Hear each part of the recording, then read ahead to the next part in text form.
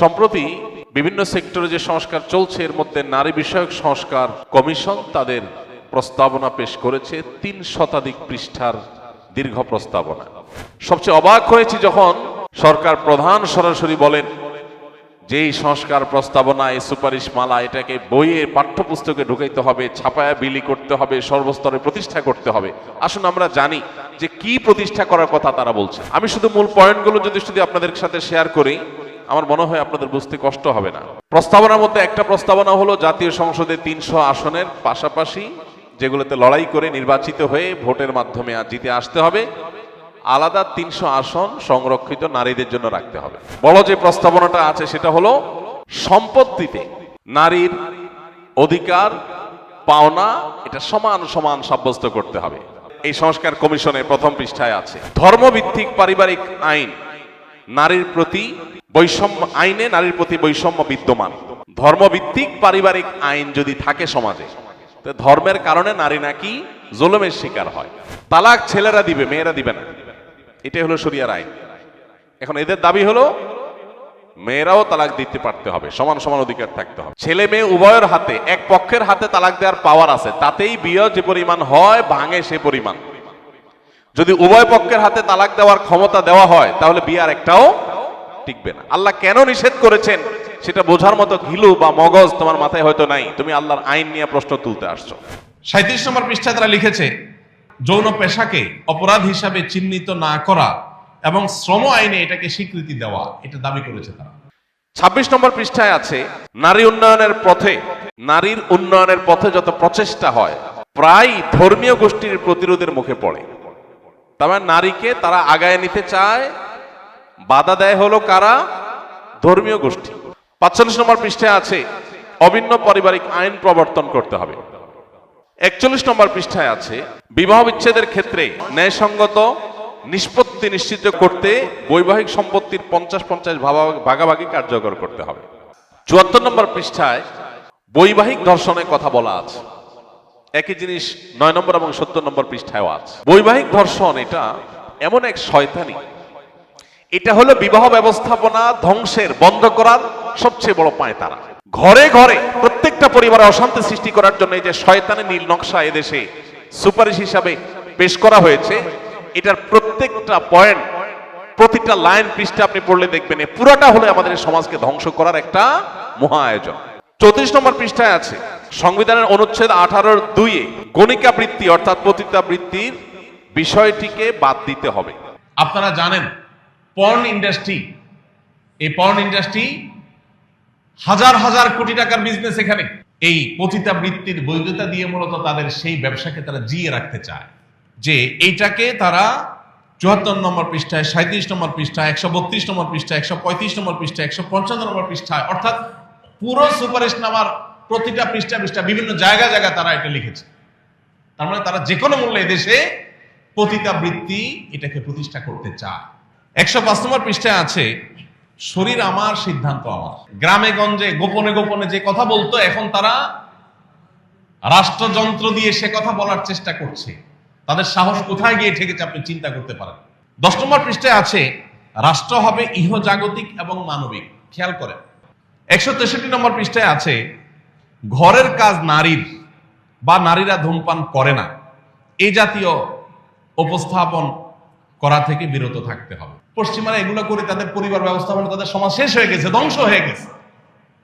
সেগুলো আমাদের দেশে আমদানি করার অপচেষ্টা ইন্টারিম গভর্নমেন্টের মাথার উপরে ভর করে যারা করতে চাচ্ছে, তারা জানে না এটা করতে চাইলে এদেশের একজন মানুষও সেটা করতে দিবে না। আমরা সরকারের ভালো কাজের প্রশংসা করে দেখি, এই নয় যে সরকারের এত বড় সাহস হবে এদেশের সকল ধর্মের মানুষের বিশ্বাসের বিরুদ্ধে তারা দাঁড়াবে। এত বড় দুঃসাহস করা এটা কোন সুযোগ এই সমাজে অন্তত, যেখানে মাননীয় প্রধান উপদেষ্টা নিজে বলছেন যে এটা ছাপায় বিলি করা দরকার, এটা পাঠ্যপুস্তকে পড়ানো দরকার, এটা নাকি এত গুরুত্বপূর্ণ ভালো ভালো জিনিস এটাতে আছে। ওনার ভালো কাজের প্রশংসা আমরা করবো, তাই বলে এই ধরনের জঘন্য কথা এটার সমালোচনা অবশ্যই আমাদেরকে করতে হবে, এটা আমাদের দায়িত্ব। ১০০ পৃষ্ঠায় আছে এই সুপারিশনামা যৌন শিক্ষা নিশ্চিত করতে হবে। এই আমলে যত সংস্কার কমিশন যত সংস্কার প্রস্তাবনা করেছে তার ২টা ৪টা ৬টা পয়েন্ট নিয়ে আপনার আমার কারোর ভিন্ন মত থাকতে পারে, কিন্তু এই তথাকথিত নারী বিষয়ক সংস্কার কমিশন এদের এই প্রস্তাবনার আগা গোড়া পুরাটাই নর্দমায় ছুঁড়ে ফেলে দেওয়ার মতো। সম্প্রতি বিভিন্ন সেক্টরে যে সংস্কার চলছে এর মধ্যে নারী বিষয়ক সংস্কার কমিশন তাদের প্রস্তাবনা পেশ করেছে ৩ শতাধিক পৃষ্ঠার দীর্ঘ প্রস্তাবনা। আজ আমরা সংক্ষিপ্ত আকারে সেই ৩ শতাধিক পৃষ্ঠার এই সংস্কার কমিশনের প্রস্তাবনায় সুপারিশে কি কি বিষয় আছে সেগুলো খুব সংক্ষেপে আপনাদের সামনে তুলে ধরার চেষ্টা করব ইনশাআল্লাহ। এই সংস্কার কমিশন যে প্রস্তাবনা পেশ করেছে এই প্রস্তাবনা রীতিমতো আমাদের সমাজের সকল ধর্মের, শুধু মুসলমান নয়, মুসলিম, খ্রিস্টান, বৌদ্ধ, হিন্দু সকল ধর্মের মানুষের বিরুদ্ধে বাংলাদেশের সব মানুষ এই 4 ধর্মের মধ্যেই প্রায় সীমাবদ্ধ, সীমিত সংখ্যক কিছু নাস্তিক বাদ দিলে। তার মানে গোটা বাংলাদেশের সমস্ত মানুষের মূল্যবোধ, চিন্তা, দর্শন, বিশ্বাস এর সঙ্গে যুদ্ধের ঘোষণা করেছে কেমন যেন এই সংস্কার কমিশন। একটা সংস্কার প্রস্তাবনার 2টা বা 3টা বা 4টা 5টা পয়েন্ট নিয়ে আপত্তি থাকতে পারে, কিন্তু এমন এক সংস্কার প্রস্তাবনা তারা জমা দিয়েছেন যার প্রতিটি পাতায় পাতায়, প্রতিটা পৃষ্ঠায় পৃষ্ঠায় রীতিমতো আপত্তি নয়, শরীরে যে কোনো বিশ্বাসী মানুষের গায়ে আগুন ধরবার মতো অনেক পয়েন্ট এখানে রয়েছে। সবচেয়ে অবাক করা বিষয় হলো, আপনারা নিশ্চয়ই সোশ্যাল মিডিয়ার কল্যাণে, মূলধারার মিডিয়াগুলোর কল্যাণে দেখতে পেয়েছেন যে নারী বিষয়ক সংস্কার কমিশনে যারা আছেন, একজন কোত্থেকে লেবাস লাগিয়ে আনা হয়েছে, এর বাইরে বাকি যারা আছে পুরো টিম মাননীয় প্রধান উপদেষ্টার সাথে তারা একসাথে ছবি তুলেছেন, পত্রপত্রিকায় সেগুলো ফলো করে প্রচার হয়েছে। তাদের কারোর মাথায় আমি কাপড় দেখিনি, অথচ বাঙালি নারী মাথায় কাপড় দেয়, হোক সে মুসলিম, হোক সে হিন্দু, হোক সে বৌদ্ধ, হোক সে খ্রিস্টান। তাহলে এই সংস্কার কমিশনের নারীরা তারা কি বাঙালি নারীর কোনো প্রতিনিধিত্ব করছে বলে মনে হয়? তাদের অন্যান্য যে সমস্ত বেশভূষা, তাদের যে ড্রেস আপ, তাদের যে হাব ভাব, এইটার সাথে মাননীয় প্রধান উপদেষ্টা দীর্ঘদিন ধরে তিনি গ্রামীণ নারীদের নিয়ে কাজ করছেন। আমার বিনীত অনুরোধ যে তিনি গ্রামের প্রত্যন্ত অঞ্চলের মহিলাদের নিয়ে দীর্ঘদিন ধরে কাজ করার অভিজ্ঞতা তার আছে। এদেশের আপামর সাধারণ মানুষের মা বোনরা, মেয়েরা, হিন্দু হোক, মুসলিম হোক, অন্য ধর্মের হোক, তাদের সাথে এই তথাকথিত নারী বিষয়ক সংস্কার কমিশনের নারীদের ড্রেস আপের কোনো মিল তিনি খুঁজে পান কিনা। এরা কি আসলে বাংলাদেশের আপামর সর্বস্তরের নারীদের প্রতিনিধিত্ব করে, নাকি পশ্চিমাদের নিছক দালালি এবং অন্ধ অনুকরণ করে? এটা বোঝার জন্য কোনো পণ্ডিত হওয়ার প্রয়োজন নাই, কমন সেন্স দিয়ে ছবিটার দিকে তাকালে বোঝা যায়। আমরা মানুষের ভালো কাজের প্রশংসা যেমন করতে কার্পণ্য করব না, ঠিক একইভাবে তিনি যখন কোনো ভুল করেন সেটার নিন্দা বা সমালোচনা করতেও কার্পণ্য করা উচিত নয়। অনেক ভালো কাজ যেমন প্রধান উপদেষ্টা মহোদয় করছেন, সেগুলোর জন্য প্রশংসা তিনি পাচ্ছেন, এটি তার হক, পাওনা, প্রাপ্য, কৃতজ্ঞতা আমাদের আদায় করা উচিত। কিন্তু সেক্ষেত্রে অনেক ভালো কাজের মধ্যে এই একটা কাজ এমন হয়েছে যে কাজটাকে আমাদের প্রত্যেককে শতকণ্ঠে সমালোচনা করতেই হবে, কারণ এটি আমাদের অস্তিত্বের প্রশ্ন, এটি আমাদের আত্মপরিচয়ের প্রশ্ন, আইডেন্টিটির প্রশ্ন। পৃথিবীর প্রত্যেকটা জাতি তার নিজস্ব জাতিসত্তা, নিজস্ব আত্মপরিচয় নিয়ে তারা বেঁচে থাকে। আপনি ইতালিতে গেছেন, সেখানে মানুষ পিজা পাস্তা খেয়ে অভ্যস্ত, সেখানে সব জায়গায় পিজা পাস্তা পাওয়া যায়, পিজা পাস্তা খেয়েই মানুষ থাকে বেশিরভাগ ক্ষেত্রে। আপনি সেখানে যে যখন দেখেছেন মানুষ পিজা খায়, পাস্তা খায়, এটাই তাদের প্রিন্সিপাল ফুড বা এটাই বিষয়ক মানুষ খায়, সব জায়গায় পাওয়া যায়। এবার আপনি সেখান থেকে বাংলাদেশে এসে সংস্কার প্রস্তাবনা দিলেন যে বাংলাদেশে আর ভাত মাছ নয়, আসুন আমরা পিজা পাস্তা ঘরে ঘরে খাওয়ার আন্দোলন সংগ্রাম করি। কোন জায়গায় কোনো কিছু দেখে অন্ধের মতো সেটাকে অনুকরণ করার যে প্রবণতা, দুর্ভাগ্যজনকভাবে আমাদের এই তথাকথিত নারী বিষয়ক সংস্কার কমিশনের সদস্যদের প্রত্যেকের মধ্যে আমরা সেই প্রবণতা লক্ষ্য করেছি। আমি শুধু মূল পয়েন্টগুলো যদি আপনাদের সাথে শেয়ার করি, আমার মনে হয় আপনাদের বুঝতে কষ্ট হবে না যে এটা রীতিমতো বাংলাদেশের শত শত হাজার হাজার বছর ধরে চলে আসা আমাদের সংস্কৃতি, আমাদের আত্মপরিচয়, এটার বিরুদ্ধে রীতিমতো যুদ্ধের সামিল। সবচেয়ে অবাক হয়েছি যখন সরকার প্রধান সরাসরি বলেন যেই সংস্কার প্রস্তাবনা এই সুপারিশ মালা এটাকে বইয়ে পাঠ্যপুস্তকে ঢুকাইতে হবে, ছাপায়া বিলি করতে হবে, সর্বস্তরে প্রতিষ্ঠা করতে হবে। আসুন আমরা জানি যে কি প্রতিষ্ঠা করার কথা তারা বলছেন।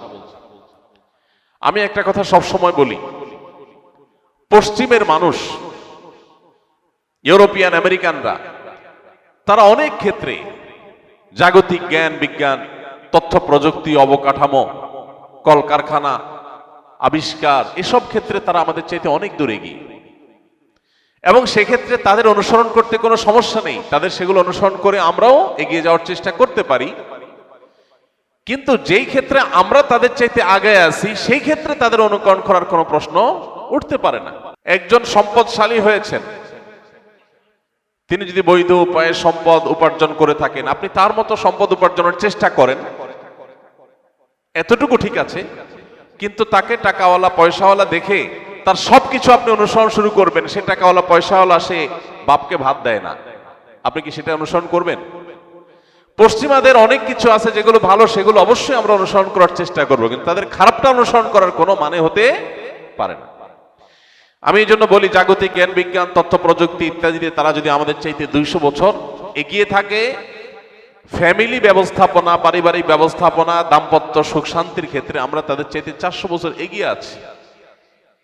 অতএব এই ক্ষেত্রে তাদের অনুসরণ করা এটা অগ্রসরতা নয়, এটা পাশ্চাত্যপদতা, এটা সামনে যাওয়া নয়, এটা পিছে যাওয়া। পশ্চিমারা নারীকে কি দিয়েছে এটা বোঝার জন্য আপনি শুধুমাত্র পশ্চিমে নারীদের ইসলাম গ্রহণের প্রবণতার দিকে তাকালেই যথেষ্ট হবে। প্রত্যেকটা দেশে দেখবেন পুরুষের তুলনায় মেয়েরা ইসলামের দিকে বেশি আসছে, কারণ সেখানকার মেয়েদের বুঝতে আর বাকি নাই যে অধিকারের নাম দিয়ে এরা আমাদের ধ্বংসের দ্বার প্রান্তে দাঁড় করিয়ে দিয়েছে। তো এইরকম কিছু বস্তা পচা সস্তা প্রস্তাবনা এই নারী বিষয়ক সংস্কার কমিশন প্রস্তাব করেছে। আমরা প্রত্যেকটা মানুষ, প্রত্যেকটা নাগরিক শতকণ্ঠে এটার বিরুদ্ধে প্রতিবাদ আমাদের জানাতে হবে, এবং এই কমিশনের প্রস্তাবনা সবটুকুন বাতিল এবং পুরো কমিশন বাতিল করে নতুন করে যে সমস্ত নারীরা এদেশের সর্বস্তরের নারীদের সত্যিকারের প্রতিনিধিত্ব করে, তাদেরকে ধারণ করে, তাদের কৃষ্টি কালচারকে শ্রদ্ধা করে, তাদের দিয়ে কমিশন গঠন করে তারপর যথোপযুক্ত প্রস্তাবনা পেশ করা হোক, এই দাবিটা আমাদের প্রত্যেকটা মানুষকে উঠাতে হবে। কারণ একটা ইন্টারিম গভর্নমেন্ট, একটি তত্ত্বাবধায়ক বা অনির্বাচিত সরকার, তাদের ভোটের কোনো গরজ সাধারণত থাকে না। অতএব জনগণ কি বলল না বলল এটা কেয়ার করার সুযোগ তাদের থাকে না, ততটা বা প্রয়োজন থাকে না। এই সুযোগে যদি কোনো ধ্বংসযজ্ঞ চালানো হয়, কোনো বিধ্বংসী বিষয় আমাদের সমাজে চাপিয়ে দিয়ে যাওয়া হয়, সেটা আর সরানো সম্ভব হবে না। অতএব সময় থাকতে সবাইকে সতর্ক হতে হবে। আসুন আমরা জানি কি আছে এখানে। মৌলিকভাবে যে পয়েন্টগুলো আছে, অনেক কথা নিয়ে কথা বলা যায়, অনেক ইস্যু নিয়ে কথা বলা যায়, কিন্তু আমরা খুব সংক্ষেপে কয়েকটা পয়েন্ট বলি। প্রস্তাবনার মধ্যে একটা প্রস্তাবনা হলো জাতীয় সংসদে 300 আসনের পাশাপাশি যেগুলোতে লড়াই করে নির্বাচিত হয়ে ভোটের মাধ্যমে জিতে আসতে হবে, আলাদা 300 আসন সংরক্ষিত নারীদের জন্য রাখতে হবে। আচ্ছা, এইটার সমালোচনা করলে বলা হবে যে এই মৌলভী সাহেবরা নারী বিরোধী। মৌলভী সাহেবরা সবাই তা কোনো না কোনো মায়ের সন্তান, কোনো না কোনো নারীর স্বামী, কোনো না কোনো মেয়েদের বাবা, কোনো না কোনো বোনদের ভাই। অতএব পুরুষকে নারীর মুখোমুখি দাঁড় করানো এটাই হলো সবচেয়ে বড় শয়তানি। সংরক্ষিত আসন মানে কোটা, যে কোটার বিরুদ্ধে এত সংগ্রাম, এত যুদ্ধ, এত বড় পরিবর্তন নারী বিষয়ক সংস্কার কমিশন আবার প্রস্তাব করছে, সেই কোটা 5%, 10% না, পুরা 50%, 50%, অর্থাৎ 300 আসনের পার্সেন্ট, 300 আসনের পাশাপাশি 300 আসন নারীদের জন্য সংরক্ষিত রাখতে হবে। সংরক্ষিত রাখার মানে কি? সংরক্ষিত রাখার মানে হলো ভোট দ্বারা নির্বাচিত হয়ে আসবে না। অবাক করা বিষয় হলো এরাই কিন্তু পুরা প্রস্তাবনার আগাগোড়া একটা কথাকে বেশি স্টাবলিশ করার চেষ্টা করেছে, যে নারী এবং পুরুষের সমান সমান অধিকার থাকতে হবে। তো সমান সমান যদি হয়, পুরুষ যদি ভোট পেয়ে লড়াই করে আসন পায়, নারীও ভোট পেয়ে লড়াই করে আসনে আসবে, এটাই তো স্বাভাবিক, এটাই তো সমান সমান। নারীর জন্য 300 আসন আপনি ধরে রাখবেন আর বলবেন সমান সমান চাই। তো এটা তো স্ববিরোধিতা, এটা তো সাংঘর্ষিকতা, এটা তো সবচেয়ে হাস্যকর কথা। কিন্তু সেই হাস্যকর কথাটা বলা হচ্ছে এখানে। একটা গুরুত্বপূর্ণ বিষয় হলো, আপনারা জানেন একজন সংসদ সদস্যের বিপরীতে রাষ্ট্রের কতগুলো টাকা খরচ হয়, কি পরিমাণ টাকা খরচ হয় একজন সংসদ সদস্যের বিপরীতে আমরা সবাই কম বেশি জানি। এরকম একটা গরিব রাষ্ট্রে আরো 300 জন সংসদ সদস্য চাপায় দিবে, যারা কেউ যোগ্যতা দিয়ে আসবে না, তারা কোটায় আসবে। ইতিপূর্বে যে সংরক্ষিত নারী আসনে যারা সংসদ সদস্য হয়ে আসছেন, তাদের অনেকের বক্তব্য সোশ্যাল মিডিয়াতে, টেলিভিশনে, বিভিন্ন ভিডিওতে আপনারা দেখে যার পর নাই বিনোদন পেয়েছেন। তাদের চিরকুট পড়া দেখে ছোট ছোট বাচ্চারা পর্যন্ত মিটমিট করে হেসেছে। এটা হলো বড়লোক প্রভাবশালী সমাজের বিত্তশালী এদের বউদেরকে এমপি বানানোর একটা নীল নকশা। এই সংরক্ষিত আসনে কখনো রিকশাওয়ালার বউকে এমপি হতে দেখবেন না, কখনো খেটে খাওয়া দিনমজুরের মানুষের বউকে এমপি হতে দেখবেন না। এমপি হবে ঘুরে ফিরে ওনাদের বউরা, যাদের যোগ্যতা নাই ভোটে আসার, তাদের সংরক্ষিত আসন দিয়ে আনতে হবে, রাষ্ট্রের টাকা অপচয় করতে হবে, কোটা প্রথাকে 100% বাস্তবায়ন করতে হবে। এটা হলো নারী বিষয়ক কমিশনের অন্যতম একটা বড় প্রস্তাবনা। দ্বিতীয়ত, মোটা দাগে বড় যে প্রস্তাবনাটা আছে সেটা হলো সম্পত্তিতে নারীর অধিকার পাওনা এটা সমান সমান সাব্যস্ত করতে হবে। অর্থাৎ বাবার সম্পদে, মায়ের সম্পদে সন্তান হিসাবে ছেলে যদি এক আনা পায়, মেয়েও এক আনাই পাবে, সমান সমান পাইতে হবে। শুনতে খুব সুন্দর শোনা যায়, ভালোই তো। একই বাপের ছেলে, একই বাপের মেয়ে, তো ছেলে 2 আনা পেলে মেয়েও 2 আনা পাবে, ছেলে 2 আনা পেলে মেয়ে কেন 1 আনা পাবে? এটা তো বৈষম্য। এটা শুনতে খুব ভালো শোনা। প্রচলিত আইনে, আমাদের দেশে প্রচলিত আইনে খোরপোশ ভরণ পোষণ দেওয়ার দায়িত্ব কার? ছেলের। প্রচলিত আইনেই, ইসলাম তো আছেই।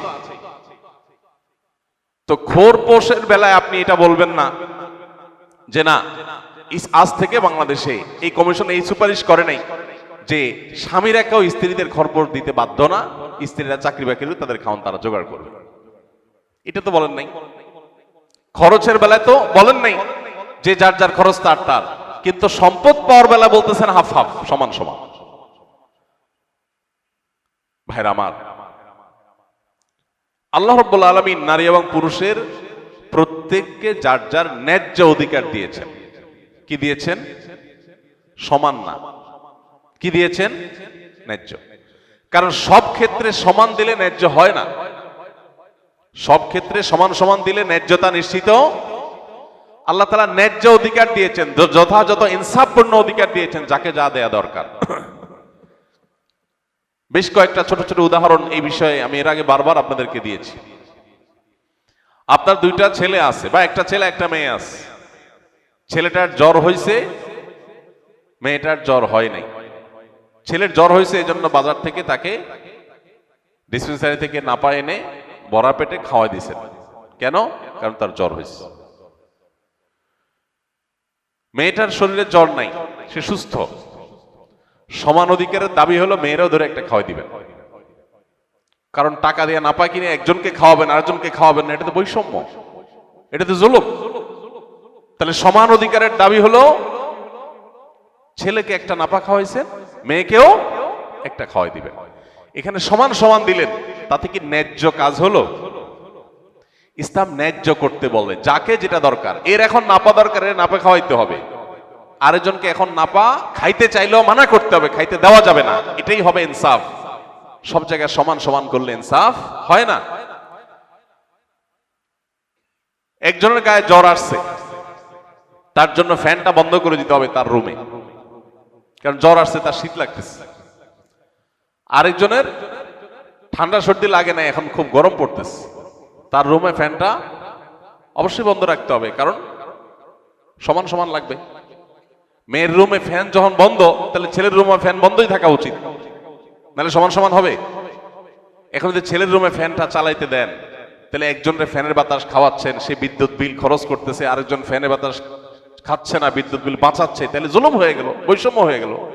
এবার যদি দোনো রুমে আপনি ফ্যান চালাই দেন, এটা কি ইনসাফ হবে না জুলুম হবে?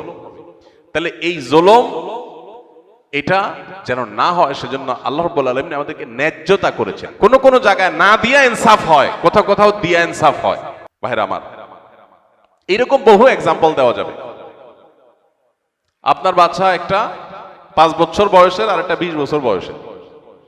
20 বছর বয়সের বাচ্চার জন্য যেহেতু বড় জামা কিনছেন, বড় পায়জামা প্যান্ট কিনছেন, এই জন্য 5 বছরের বয়সটারে ছোট দিলে তার প্রতি জুলুম হয়ে যায়। একজনের 2 হাতের জামা দিলেন, পায়জামা দিলেন, আরেকজনকে মাত্র 1 বিঘতের দিলেন, 1 হাতের দিলেন, এটা তো জুলুম হয়ে গেল। এই জন্য 20 বছরের টারে যে সাইজের জামা পায়জামা কিনে দিচ্ছেন, একই সাইজের জামা পায়জামা 5 বছরের টারে কিনে পরাই দিচ্ছেন। এটা হবে সমতা, এটা হবে কি সমতা, কিন্তু এটা ইনসাফ হবে না। তাহলে ইসলাম আমাদেরকে সমতার কথা বলে না ইনসাফের কথা বলে? ইনসাফের কথা বলে। ভাইরা আমার, এরকম বহু উদাহরণ দিয়ে বোঝানো যাবে আল্লাহ রাব্বুল আলামিন মেয়েদেরকে সম্পদে যে ছেলেদের অর্ধেক সম্পদ দিতে বলেছেন, ভাগ রেখেছেন, এটা ন্যায্যতার প্রয়োজনে। এখানে সমান সমান দিলে ন্যায্যতা নিশ্চিত হবে, কারণ ভরণ পোষণ এবং ক্ষয় খরচের সকল বিষয়ে ছেলেকে দায়িত্ব দেওয়া হয়েছে। একজনকে আপনি 10 টাকা দিয়ে বললেন বাজার থেকে এটা আনো, ওইটা আনো, ওইটা আনো, ওইটা আনো। আরেকজনকে 5 টাকা দিয়ে বললেন তোমার কিচ্ছু আনতে হবে না, এটা তোমার। এখন যদি বলে যে কেন একজনকে 5 টাকা দেওয়া হলো, তার প্রতি জুলুম করা হয়েছে, এটা যেরকম মূর্খতা সুলভ প্রশ্ন, ঠিক একইভাবে আল্লাহ তাআলার এই বিধান নিয়ে প্রশ্ন তোলা এটাও মূর্খতা সুলভ প্রশ্ন। নারী অধিকার কমিশন মোটা দাগে এই প্রস্তাবনা তারা সামনে আনছে। এরপর আসেন, আমি সময় কম, পড়ে শোনায় যাই। তাদের এই সংস্কার কমিশনের প্রথম পৃষ্ঠায় আছে, ধর্মভিত্তিক পারিবারিক আইন নারীর প্রতি বৈষম্য, আইনে নারীর প্রতি বৈষম্য বিদ্যমান। ধর্মভিত্তিক পারিবারিক আইন যদি থাকে সমাজে, তো ধর্মের কারণে নারী নাকি জুলুমের শিকার হয়। ইসলাম নারীদের প্রতি নাকি জুলুম করে, যেমন বিয়ে, তালাক, উত্তরাধিকার, এগুলোতে নাকি, এগুলো ধর্মভিত্তিক পারিবারিক আইনের কারণে এগুলোতে নাকি নারী জুলুমের শিকার হয়, বৈষম্যের শিকার হয়। এটা নিয়ে আলাদা আলাদা করে আলোচনা করা যায়, লম্বা আলোচনা করা যায়, কিন্তু সময় আমাদের নাই, প্রয়োজনও খুব একটা নাই। তালাক ছেলেরা দিবে, মেয়েরা দিবে না, এটাই হলো শরিয়ার আইন। এখন এদের দাবি হলো মেয়েরাও তালাক দিতে পারতে হবে, সমান সমান অধিকার থাকতে হবে। ছেলে মেয়ে উভয়ের হাতে, এক পক্ষের হাতে তালাক দেওয়ার পাওয়ার আছে, তাতেই বিয়ে যে পরিমাণ হয় ভাঙে সে পরিমাণ।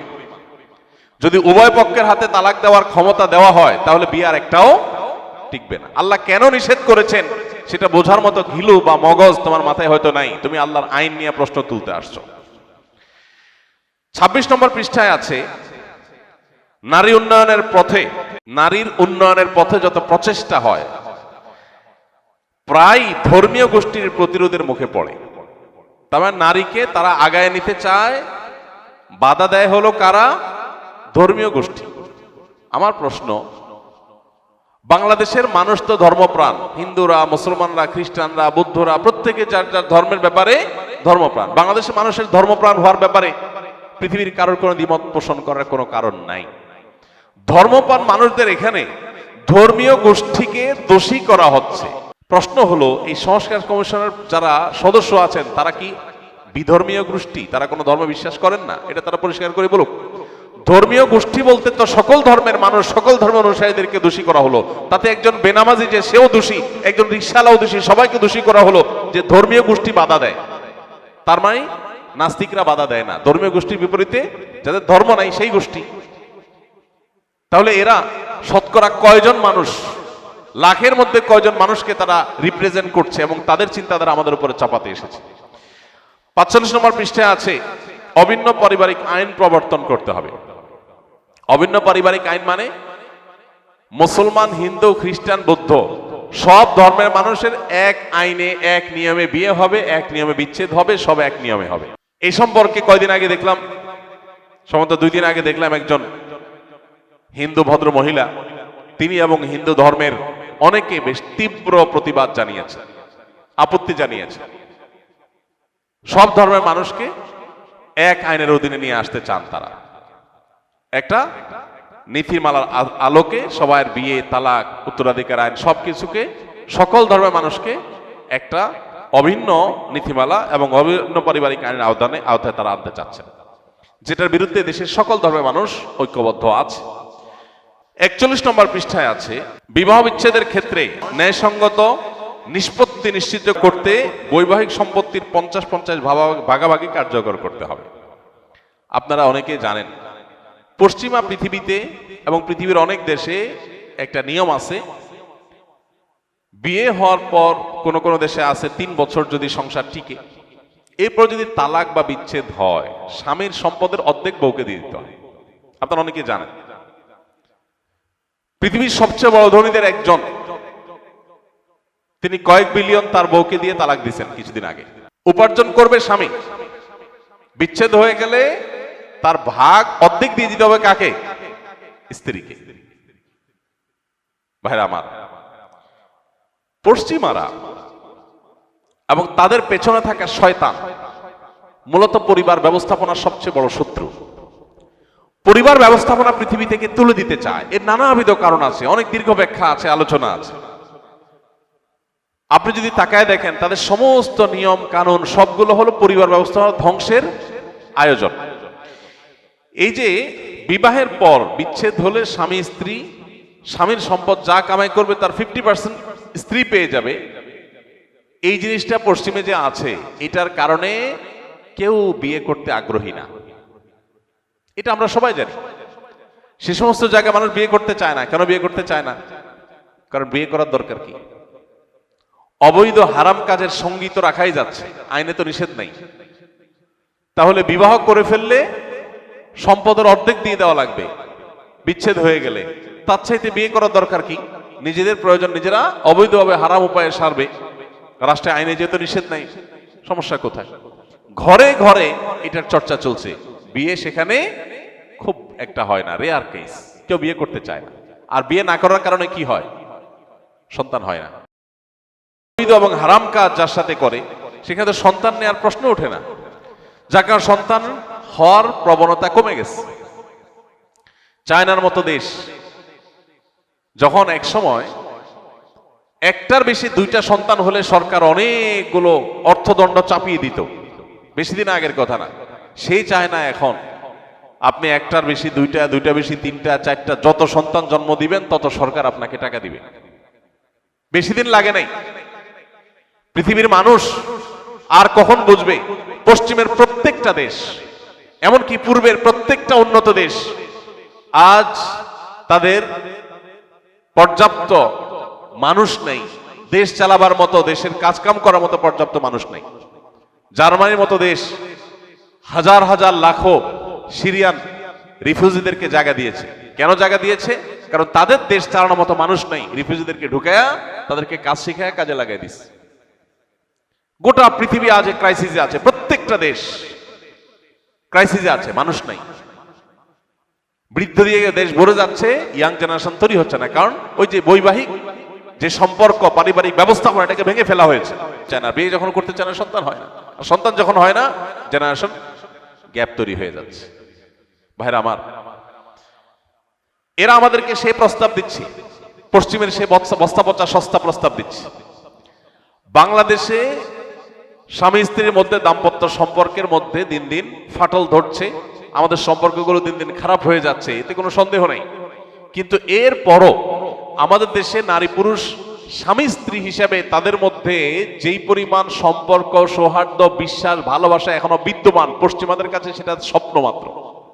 ওরা কল্পনাও করতে পারে না যে আমাদের এখানে স্বামী স্ত্রী একে অন্যকে কিভাবে ভালোবাসে, কতটা বিশ্বাস করে। এখনো পর্যন্ত কিছু বিচ্ছিন্ন ঘটনা তো আছেই, কিন্তু এখনো পর্যন্ত বেশিরভাগ ফ্যামিলিতে স্বামী স্ত্রী একজন আরেকজনকে ছাড়া বাঁচবে না, এমন একটা অবস্থা। পশ্চিমের লোকেরা এগুলো কল্পনাও করে না। তো সেই বস্তাপচা সস্তা জিনিস তারা এখানে চাপাতে চায়। 74 নম্বর পৃষ্ঠায় বৈবাহিক ধর্ষণের কথা বলা আছে। একই জিনিস 9 নম্বর এবং 70 নম্বর পৃষ্ঠায়ও আছে। বৈবাহিক ধর্ষণ এটা এমন এক শয়তানি, এটা হলো বিবাহ ব্যবস্থাপনা ধ্বংসের, বন্ধ করার সবচেয়ে বড় পায়তারা। এমনিতেই দাম্পত্য কলহ ঘরে ঘরে, চুন থেকে পান থেকে নুন খসলেই স্বামী স্ত্রীর মধ্যে ঝগড়া বিবাদ, সেখান থেকে বিচ্ছেদ হয়ে যাচ্ছে, সংসারগুলো ভেঙে খানখান হয়ে যাচ্ছে। এরপরে আবার নতুন করে বৈবাহিক ধর্ষণের আইন যখন হবে, তখন কি হবে? স্বামীর সাথে স্ত্রী, স্ত্রীর সাথে স্বামীর যদি বনিবনা না হয়, একটু কথা কাটাকাটি হয়েছে, স্বামীর বিরুদ্ধে স্ত্রী যে মামলা ঠুকে দেবে যে আমার ইচ্ছার বিরুদ্ধে আমার সাথে শারীরিক সম্পর্ক করেছে। ইচ্ছার বিরুদ্ধে করেছে না ইচ্ছায় করেছে, এটা প্রমাণ করার কোন সিস্টেম, কোন উপায় থাকতে পারে?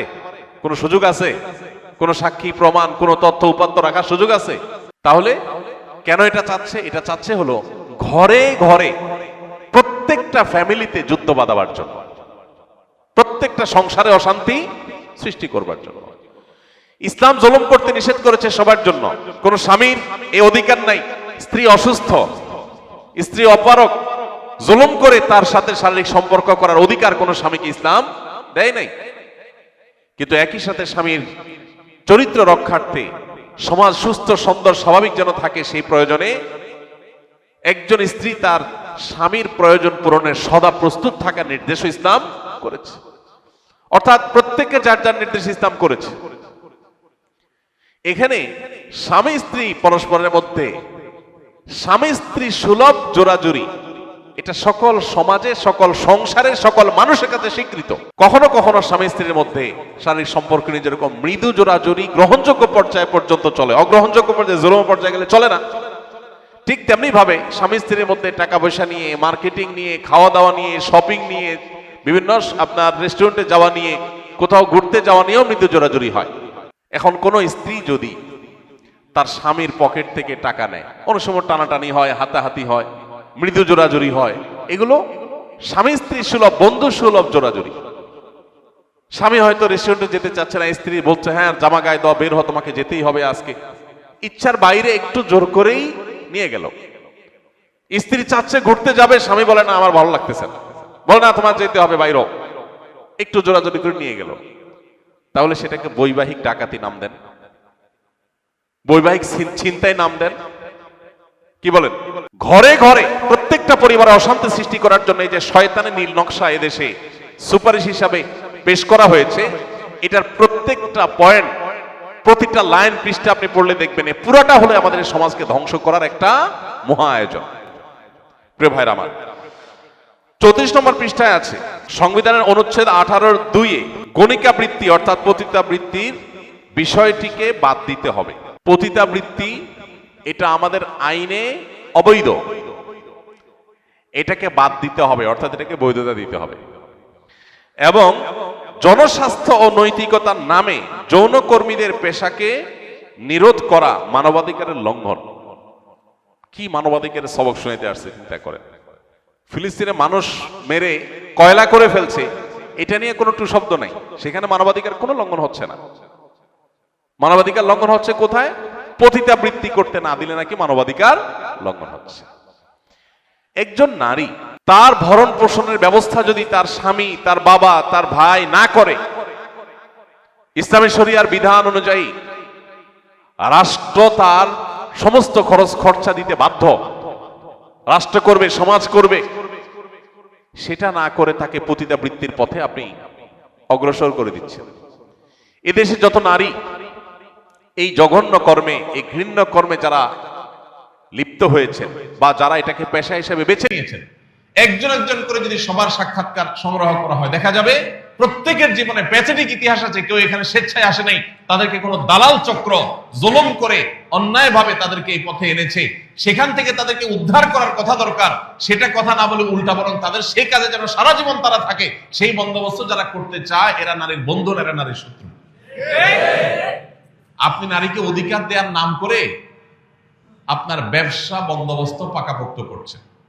আপনারা যারা সচেতন আছেন, পৃথিবীর খোঁজ খবর যারা রাখেন, আপনারা জানেন পর্ন ইন্ডাস্ট্রি, এই পর্ন ইন্ডাস্ট্রি হাজার হাজার কোটি টাকার বিজনেস। এখানে এই পতিতাবৃত্তির বৈধতা দিয়ে মূলত তাদের সেই ব্যবসাকে তারা জিয়ে রাখতে চায়, আর কিছু না। অতএব আমাদের দেশে যে সমস্ত মেয়েরা এই ধরনের নিগ্রহের শিকার, তাদেরকে উদ্ধার করতে হবে, তাদেরকে পুনর্বাসন করতে হবে, তাদেরকে থাকা খাওয়ার ব্যবস্থা করতে হবে, তাদের যথাযথ কর্মসংস্থানের ব্যবস্থা করতে হবে। সেটা না করে তাদের সেই কর্মে তাদেরকে অটল অবিচল রাখার জন্য আপনি যে দাবি তুলছেন, এটা তাদের অধিকার নয়, এটা বরং তাদেরকে তাদের যে অধিকার সেটা থেকে বঞ্চিত করা।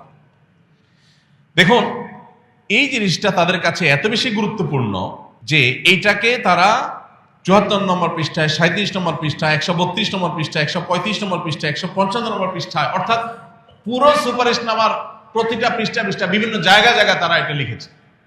তার মানে তারা যে কোনো মূল্যে এদেশে পতিতাবৃত্তি এটাকে প্রতিষ্ঠা করতে চায়।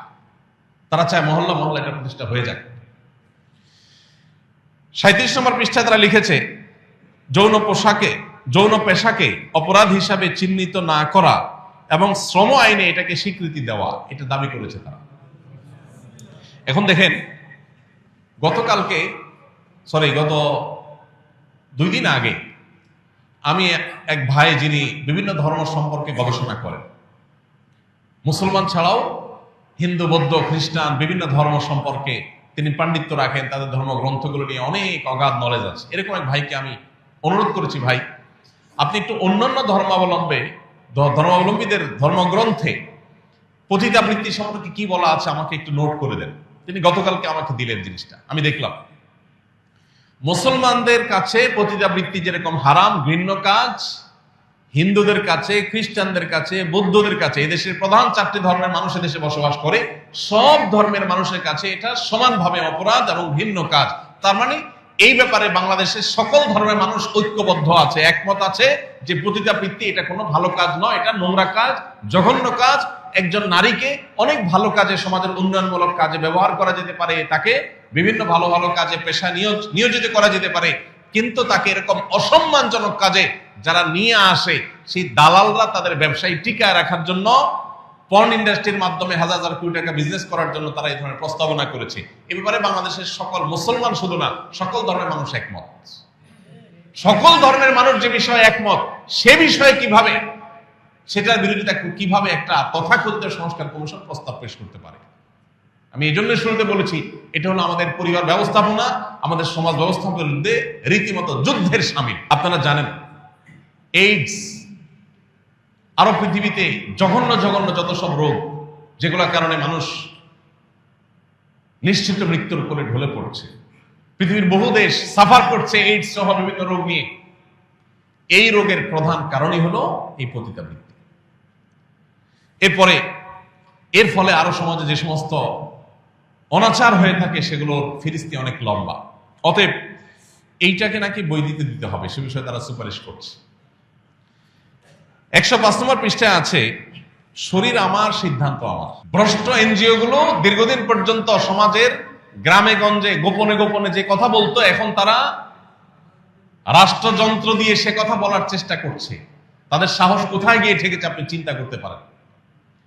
একজন মুসলমানের বিশ্বাস কি শরীর তার, সিদ্ধান্ত তার, না শরীর যার সৃষ্টি, যার সিদ্ধান্ত তার?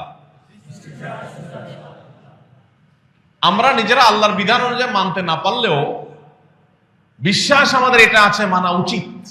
আমি পারছি না, কিন্তু উচিত, আল্লাহ আমাকে সৃষ্টি করছেন তার নির্দেশ অনুযায়ী চলা। এখানে শরীর আমার, সিদ্ধান্ত আমার মানে হলো ধর্মকে সাইড করে ফেলা, কোরআন হাদিসকে সাইড করে ফেলা। 23 নম্বর পৃষ্ঠায় আছে, 3 মাসের মধ্যে গর্ভপাতের বৈধতা বাস্তবায়ন করতে হবে। তার মানে খেয়াল খুশি মতো যে কেউ অবৈধ সম্পর্ক করলো, গর্ভের সন্তান চলে আসলো, 3 মাসের মধ্যে হলে সেটা গর্ভপাত করতে পারবে, এটা আইন করতে হবে, সুযোগ দিতে হবে যাতে আকাম বেশি করা যায়। এরা নাকি মানবাধিকার কর্মী। যেই সন্তান মাতৃগর্ভে এসে গেছে তাকে মেডিসিন দিয়ে হত্যা করা, এই কাজটার প্রস্তাবনা যারা করতে পারে নাকি মানুষের অধিকারের কথা বলে। আস্ত মাতৃগর্ভে শিশু হত্যার কথা যারা বলে, ভ্রূণ হত্যার কথা যারা বলে, তারা নাকি মানবাধিকার কর্মী। 10 নম্বর পৃষ্ঠায় আছে, রাষ্ট্র হবে ইহজাগতিক এবং মানবিক। খেয়াল করেন, রাষ্ট্র হবে ইহজাগতিক। রাষ্ট্রে পরকাল নিয়ে কোনো ভাবনার নামগন্ধ থাকতে পারবে না। 163 নম্বর পৃষ্ঠায় আছে, ঘরের কাজ নারীর বা নারীরা ধূমপান করে না, এই জাতীয় উপস্থাপন করা থেকে বিরত থাকতে হবে। ঘরের কাজ নারীর, এটা বলা যাবে না। তাহলে কি বলতে হবে? বলতে হবে নারী ঘরের বাইরে যাবে, নারী ঘরের বাইরে যাবে। দেখেন, যে সমস্ত সংসারে, আমাদের দেশে এখানে অনেকে আছেন হয়তো, স্বামী স্ত্রী 2 জন জব করেন, রান্নাটা 2 জন হাফ হাফ করেন, যারা স্বামী স্ত্রী দুজন জব করেন বুকে হাত দিয়া বলতে পারবেন কে কে যে আমরা একদম 50% যে আজকে তুমি রান্না কালকে আমি রান্নবো, এইভাবে সিস্টেম মেনটেন করে করেন কয়জন আছেন বলতে পারবেন? তাহলে বেচারিকে বাহিরে কাজে পাঠায় দিলেন অধিকার নাম করে, যে তুমি ঘরে কেন বসে থাকবা, তোমার অধিকার আছে বাইরে যা কাজ করা, অধিকারের নাম দিয়া পাম্পট্টি দিয়া তারে কামে লাগিয়ে দিলেন। এরপরে ঘরের যে কাম আছে সেটাও সে করলো, তাহলে ডিউটি কি কম হলো না ডাবল হলো? আচ্ছা, এরপরে আসেন, আল্লাহ তাআলা সন্তান নারীর গর্ভে দিবে, ছেলের গর্ভে দিবেন না, এটি আল্লাহর সিস্টেম। সন্তান গর্ভ দেওয়ার পর 10 মাস অনেকটা বিছানায় শুয়ে থাকতে হয়। এর মতো হার্ড ডিউটি আপনি তো 10 বছরও করতে পারবেন না। তারে তো বাহিরে আপনি কাজে পাঠিয়ে দিয়েছেন, আপনার সাথে নিয়ে যাচ্ছেন, সেও জব করতেছে, কিন্তু তার যে সন্তান গর্ভধারণ করার ডিউটি ওইটা কি হাফ নিতে পারছেন আপনি? এরপর 2 বছর ধরে যে সন্তানকে দুধ পান করাইতে হবে, এটা তো খুব শান্তির কাজ না? এর চেয়ে কঠিন ডিউটি আরেকটা আছে।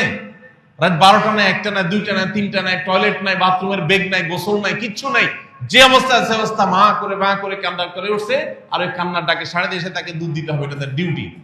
এই কঠিন ডিউটিটা যদি বলেন যে তুমিও তো চাকরি করো আমিও চাকরি করি, কষ্ট তোমারও হয় আমারও হয়, তাহলে দুধ তুমি 1 বছর খাও 1 বছর আমি খাওয়াই, কোনো সুযোগ আছে? আল্লাহর সিস্টেমের উপরে এই শয়তানি, পশ্চিমারা এগুলো করে তাদের পরিবার ব্যবস্থাপনা, তাদের সমাজ শেষ হয়ে গেছে, ধ্বংস হয়ে গেছে। সেগুলো আমাদের দেশে আমদানি করার অপচেষ্টা ইন্টারিম গভর্নমেন্টের মাথার উপরে ভর করে যারা করতে চাচ্ছে, তারা জানে না এটা করতে চাইলে এদেশের একজন মানুষও সেটা করতে দিবে না। আমরা সরকারের ভালো কাজের প্রশংসা করে দেখি, এই নয় যে সরকারের এত বড় সাহস হবে এদেশের সকল ধর্মের মানুষের বিশ্বাসের বিরুদ্ধে তারা দাঁড়াবে, এত বড় দুঃসাহস করা, এটা কোন সুযোগ এই সমাজে অন্তত, এই কথাগুলো আমার বলা লাগতো না। যেখানে মাননীয় প্রধান উপদেষ্টা নিজে বলছেন যে এটা ছাপায় বিলি করা দরকার, এটা পাঠ্যপুস্তকে পড়ানো দরকার, এটা নাকি এত গুরুত্বপূর্ণ ভালো ভালো জিনিস এটাতে আছে। ওনার ভালো কাজের প্রশংসা আমরা করবো, তাই বলে এই ধরনের জঘন্য কথা, এটার সমালোচনা অবশ্যই আমাদেরকে করতে হবে, এটা আমাদের দায়িত্ব। ভাইরা আমার, এরপর দেখেন 100 পৃষ্ঠায় আছে এই সুপারিশনামা, যৌন শিক্ষা নিশ্চিত করতে হবে। যৌন শিক্ষা নিশ্চিত করতে হবে। পৃথিবীর অন্য সব প্রাণী তাদের বংশধারা পৃথিবীতে টিকে থাকে যৌন শিক্ষার মাধ্যমে, তো নাকি? তারা কোন স্কুলে গিয়ে যৌন শিক্ষা নেয়? দেখেন, নারী বলেন পুরুষ বলেন, প্রত্যেকটা মানুষের আল্লাহ তাআলা একটা নির্দিষ্ট বয়সে আসার পর তার ভিতরে শারীরিক যে চাহিদা দিয়েছেন, এটা যাতে সে বিপদগামিতার পথে ব্যয় না করে, এক্ষেত্রে যেন সে অসতর্ক না হয়। প্রত্যেকটা পরিবারেই মায়েরা মেয়েদেরকে এবং কোনো কোনো ক্ষেত্রে বাবারা ছেলেদেরকে অথবা বিভিন্নভাবে ছেলে মেয়েদেরকে পারিবারিকভাবে এগুলো শেখানো হয় শালীনতা এবং লজ্জাশীলতার গণ্ডির মধ্যে থেকে। এরা চায় যে এই লাজ লজ্জা শরম সব উঠে যাক। আমি ডেনমার্কে গিয়েছিলাম, সেখানে আমাকে এক বাংলাদেশি ভাই বললেন, ভাই আমাদের এখানে স্কুলে সাঁতার কাটার আগে ড্রেসিং রুমে ছেলে এবং মেয়েদেরকে একত্রে একই রুমে সম্পূর্ণ বিবস্ত্র হতে হয়। এটা নাকি তাদের শিক্ষা, যে সবাই একসাথে বিবস্ত্র হতে হবে, তাদের মধ্যে লাজ লজ্জা শরম কিচ্ছু রাখা যাবে না, এগুলো ভেঙে একাকার করে ফেলতে হবে। সেই জিনিসটাকে এই দেশে আমদানি করতে চাইছে এই নারী বিষয়ক কমিশন। 34 নম্বর পৃষ্ঠায় আছে সংবিধানের 39-এর 2 অনুচ্ছেদে শালীনতা এবং নৈতিকতার কথা বলা আছে, এটা বাদ দিতে হবে। শালীনতা দরকার নাই, নৈতিকতা এদেশে দরকার নেই। 35 নম্বর পৃষ্ঠায় আছে মহিলা বাদ দিয়ে নারী বলতে হবে। এটা পিছনে বিরাট মায়ের পেঁচ আছে। এই কমিশনের নাম কিন্তু মহিলা বিষয়ক কমিশন না, নারী বিষয়ক। এটার কাহিনী কি? এটার কাহিনী হলো সমকামিতাকে আস্তে আস্তে সমাজে গেলানো। মহিলা শব্দ বললে পুরুষের বিপরীতে একেবারে পরিষ্কার দুইটা আলাদা আলাদা সত্তা, আলাদা আলাদা পরিচয় প্রকাশ পায়। এটাকে নানাভাবে দূর করে দিয়ে মধ্যখানে আরেকটা পরিচয় স্টাবলিশ করার চেষ্টা চলছে। আপনারা এখন সরকারি বিভিন্ন প্রজ্ঞাপনে বিজ্ঞাপনে বিভিন্ন ঘোষণাপত্রে আপনারা খেয়াল করবেন যে লিঙ্গ পরিচয়ের ওখানে নারী পুরুষ আরেকটা আছে অন্যান্য। অন্যান্য কি আবার? নারী এবং পুরুষের ছাড়া আর কোনো সৃষ্টি আছে? যারা হিজড়া বলছি যাদেরকে আমরা, তারাও আসলে হয় নারী নয় পুরুষ, হয়তো কোনো একটা সিমটম তার মধ্যে একটু বেশি আছে। আল্লাহ তাআলা কোরআনে কারীমে বলেছেন, ইন্না খালাকনাকুম মিন যাকারিন ওয়া উনসা, আমি তোমাদেরকে নারী এবং পুরুষ করে সৃষ্টি করেছি, তৃতীয় কোনো লিঙ্গ বা পরিচয় মানুষের নাই। এই অতি সম্প্রতি আপনারা দেখেন আমেরিকান সরকার পরিষ্কার করে ট্রাম্প ক্ষমতায় এসে একদম প্রথম ঘোষণাই ছিল তার যে মানুষের মধ্যে পুরুষ স্বার্থ দিয়ে কোনো লিঙ্গ বলতে কিচ্ছু নেই। এবং তার নির্বাচনের সবচেয়ে বড় সহায়তাকারী আপনার ইলন মাস্ক, তিনি বলেছেন তার সম্ভবত ছেলেটা মেয়ে হয়ে গেছে, না জানো মেয়েটা ছেলে হয়েছে। তিনি বলছেন আমার সন্তানটাকে মেরে ফেলেছে এই আইডিওলজির লোকেরা, যারা ট্রান্সজেন্ডার মতবাদী দেশে চাপাতে চায় তারাই। অতি সম্প্রতি বেশ কয়েকটা উন্নত দেশে ইতিমধ্যে এটা নিয়ে ইংল্যান্ড সহ বেশ কয়েকটা দেশে ইতিমধ্যে আদালতের রায় হয়ে গেছে এগুলোর বিরুদ্ধে। কিন্তু আমাদের দেশে ওই যে পুরান পাগলের ভাত নাই, নতুন পাগল গোজাইছে এই অবস্থা। পশ্চিমারা আস্তে আস্তে এগুলোর থেকে বের হয়ে আসতেছে, অভিভাবকরা রাস্তায় নামতেছে যে আমাদের ছেলেরা ধ্বংস হয়ে যাচ্ছে, আর আমাদের দেশে নতুন পাগলরা আস্তে আস্তে আমাদেরকে সেদিকে। এরপরে এখানে আছে 35 নম্বর পৃষ্ঠায় গণিকা বৃত্তি, পতিতা বৃত্তি, এই শব্দগুলো বলা যাবে না, যৌনকর্মী বলতে হবে, অর্থাৎ এটাকে এস্টাবলিশ করতে হবে। এদের পরিবারের লোকরা এই ধরনের পেশায় যাওয়ার ব্যাপারে এরা উৎসাহ দেয় কিনা, এটা একটা জানার প্রশ্ন, কৌতূহল। এরা অন্যান্য মেয়েদেরকে এই পেশায় আসতে বলে।